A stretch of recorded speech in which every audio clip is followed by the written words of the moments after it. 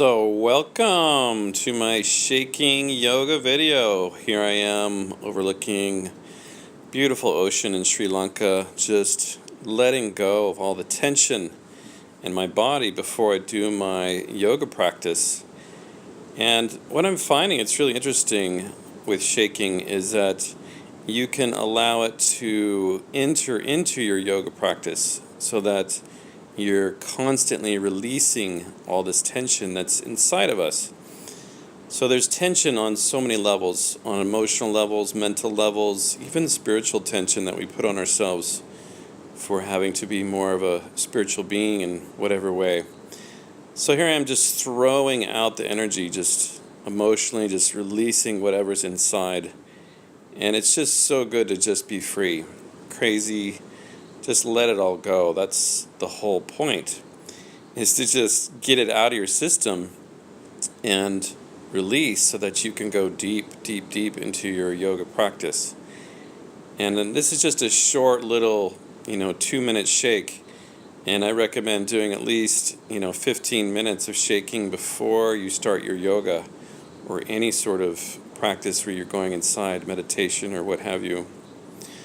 So with yoga, I recommend just following your body in each moment, just really feeling into where your body's needing to stretch and strengthen, and just to give it permission to follow that flow and just make up positions, whatever feels right to you, whatever you feel like stretching or strengthening, or your body wants to twist in a certain way, just go in that way.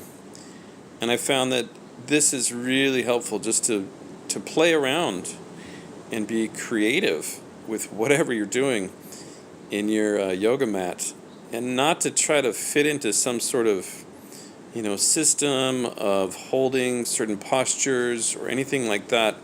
I mean, asanas can be really powerful, but as far as really getting into like a fluid body where there's a flowing energy that's creative and opening your heart, I find it's really helpful to just move throughout the whole yoga practice and to continue to shake even while you're in the yoga positions. And so sometimes, kick my legs in a plow, or I'll just allow myself to just release whatever tension's in there. And I find everything just flows. There's like a flowing feeling that gets created in my body by just following whatever the body wants to do. And it's fun. And that's the whole secret, is to make yoga fun. If you're not having fun in your yoga practice, then you're really missing the point, because that fun energy, it leaks into your life. And if you're not starting your day off with a smile, then you're probably not going to end your day with much of a smile. It's like if you started off like having this deep orgasmic feeling in your face and your belly, and just like laughing and just being silly and crazy, it's like that's what you build your whole day off of. And I find just a good combination of everything, just strengthening, stretching, letting myself play as much as possible with whatever positions. So yeah, you'll find that the more that you play in your yoga practice, the more you learn, and the more your body learns what it's really needing. And sometimes it's needing to move, sometimes it's just needing to be really still. And you can just stop in the middle of your practice and just do nothing.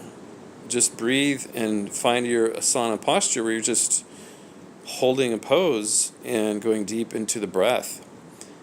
And that's extremely powerful. So it's not that one way is better than the other, but I found, like, as far as the long term, I've been doing yoga now for 17 years, and over the long term, I found that the more playful I am with it, the less serious I am about it, the more rewards that I get. And most people out there, they'll tell you the opposite, that you're going to get more rewards from being serious about something. But I found that that's really just the ego talking. The ego is all about achieving goals and trying to get somewhere in life, trying to become someone or something. And, with having fun, you're just recognizing the fact that you're already home. You've already arrived. And you're just enjoying yourself and celebrating life.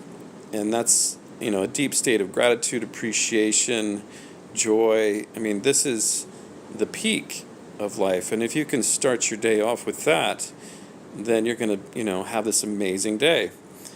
So, yeah, I mean, if you're serious about your yoga practice, you're probably going to carry that serious energy into your work, and your relationships, and your money, and then the rest of your life ends up becoming this, serious series of events and conversations with such a serious, hard, heavy tone to it. And that's not really what yoga's about in my world.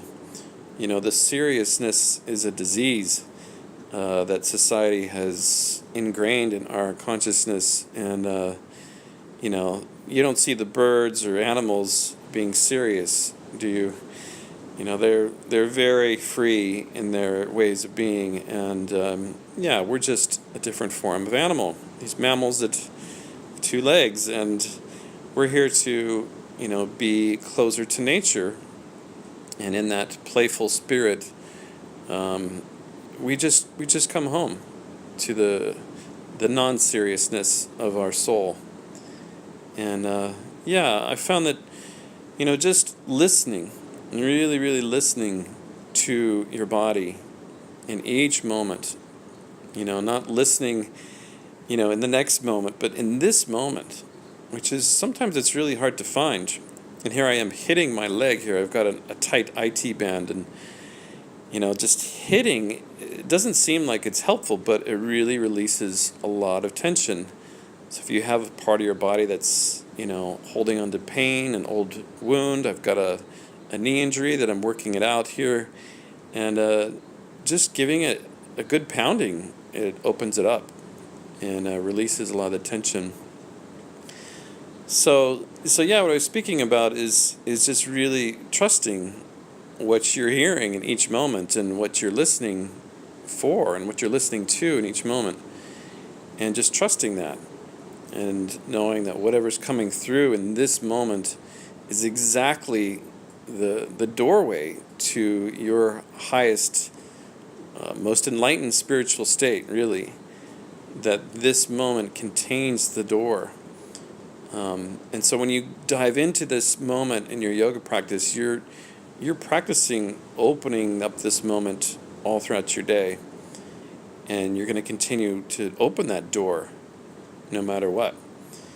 And it's beautiful to just focus on this moment throughout your whole yoga practice, instead of, what's the next posture that, I should go into, and, just really feeling what does my body really want right now. And it's just a beautiful, deeper listening, and an honesty really with yourself. And you know yourself better than anybody. So if you're taking a yoga class, sure, you're going to learn some great postures, and you may get strong, and you may train your mind to get more focused, but what you're going to miss out on is your own original flow and your own intuitive knowingness about what you're needing in each moment, what your body's really after. So keep in mind that, I'm not against yoga classes, but there is something that you're missing out by not exploring your own practice at home, just playing around. And, I recommend, as I said earlier, the shaking beforehand, because it really opens things up so that you can just dive deep into this deep inner world that's waiting for you. So, thank you so much for listening. Take care. Enjoy.